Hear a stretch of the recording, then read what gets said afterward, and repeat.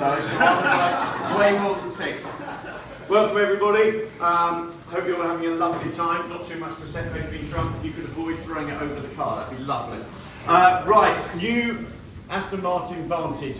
A lot of the technology in this car, some of it you would have seen in DB12, but I'm going to talk you through the differences on this car in particular, and then if anyone's got any questions on DB12, then we can talk about them afterwards.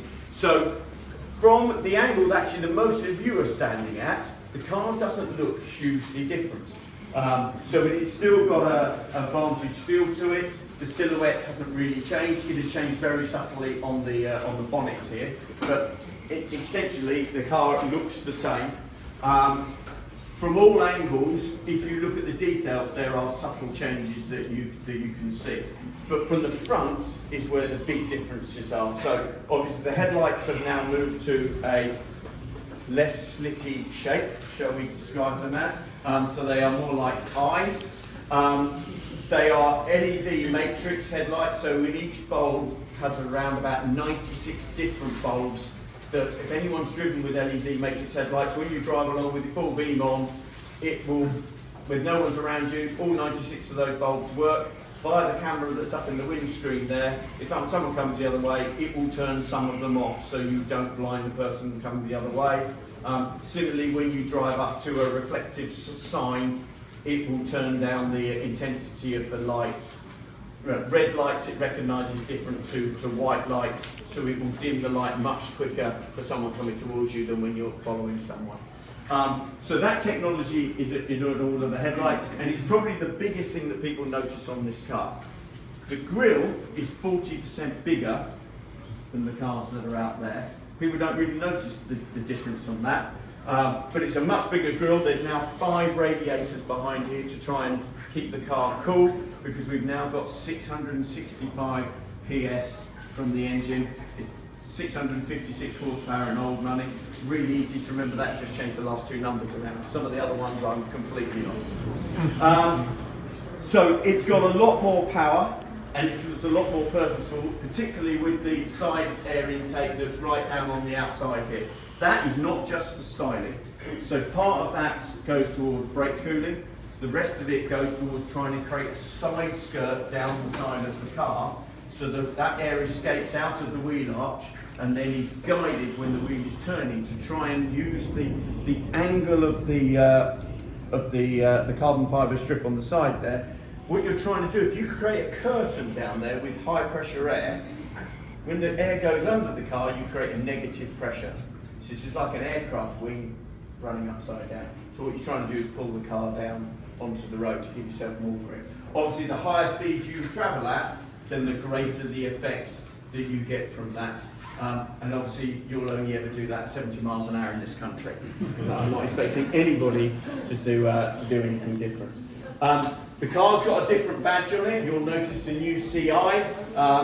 It's now slightly neater, so the Aston Martin badge has become bigger, and the arch below the badge has been removed, so it's just tidying up. That's a little arch stroll thing for making things neater and tidier.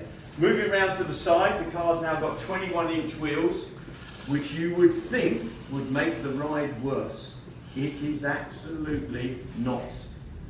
It's just brilliant, the ride. So, the ride quality, so this is the standard wheel, there's some forged wheels outside. They now have a Michelin design tyre specific for this car.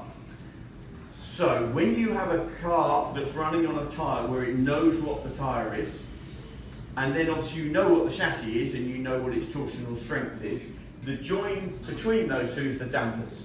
So this is running Bilstein DTX dampers, which are massively adjustable, but basically you can adjust how fast it goes in and how fast it extends. And you can also do that at high frequency, which is what they call high speed. So when you're going over bumps, it's doing this. And when you get body roll, you get low speed, which is a slow compression. So they can adjust that in the setup phase to allow the car to have different handling characteristics. Also, when you're driving the car in the drive modes, when you go through the different modes, you are then selecting different modes of damper setting as well. So you have a multitude of damper settings in the car. And then the other thing about having a tyre on the car, that the car knows what the tyre is it means that your stability program can be tuned to a much higher degree. I'm sure we've all driven cars where you think the stability program is either massively intrusive or acted about 10 minutes too late because you're now in a ditch. So, whereas this car can predict what's going to happen because it knows the tyre limitations, it knows the yaw angles that it's expecting to see, the slip angles, etc. So that's why when you run that with a 6-speed accelerometer in the car, which is actually 2 3-speed accelerometers, then you allow the car to be able to be predicting what is going on. So when you have a wet mode, you can then turn the torque down, prevent all of that happening, and it's almost becoming what you would class as intrusive, but it's helping you because it's done in such refined way, you think actually you're a driving god, but the car is actually looking after you underneath. You've still got the fish gill on the side, but now with the straight next to it. The door handles, we've got a key.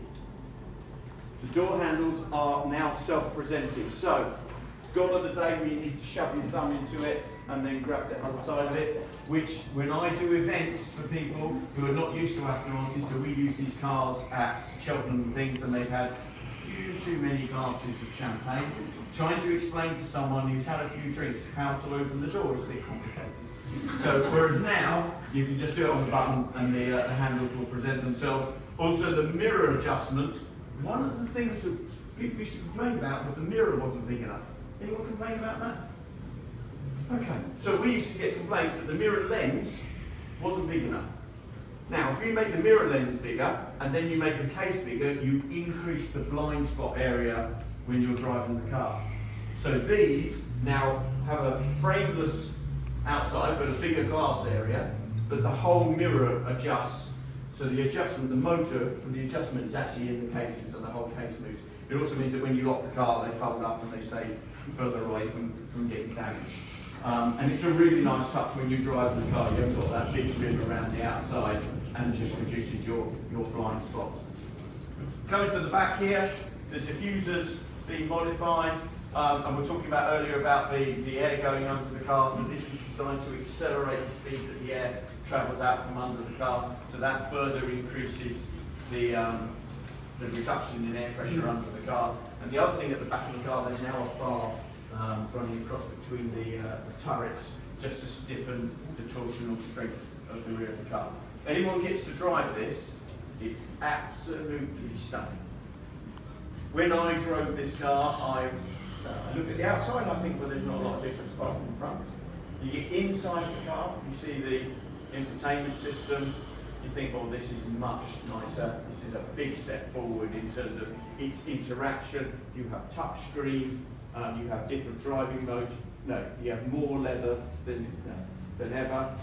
And then when you actually drive the car, the compliance that it has and the ability to change the modes in the car from being a very, very sensible car to an outright track car, it's just fantastic. Now, it's not difficult to make a car that does one thing very well. So if you want to make a car that goes around the Nürburgring in under 7 minutes, that's not difficult to do. But doing it that you can actually drive to Tesco's as well is actually really difficult. So it's trying to spread that almost that bandwidth so you can drive the car every day, but also drive it every day and Silverstone at the same time. Right, the doors will open. If anyone's had a look inside, anyone else hasn't had a look inside, feel free to have a look. I'll hang around the car. If you've got any questions about specific things, I'll have a talk to you about it. Just so you know, this is podium green. So the stunning example. Right, thank you very much.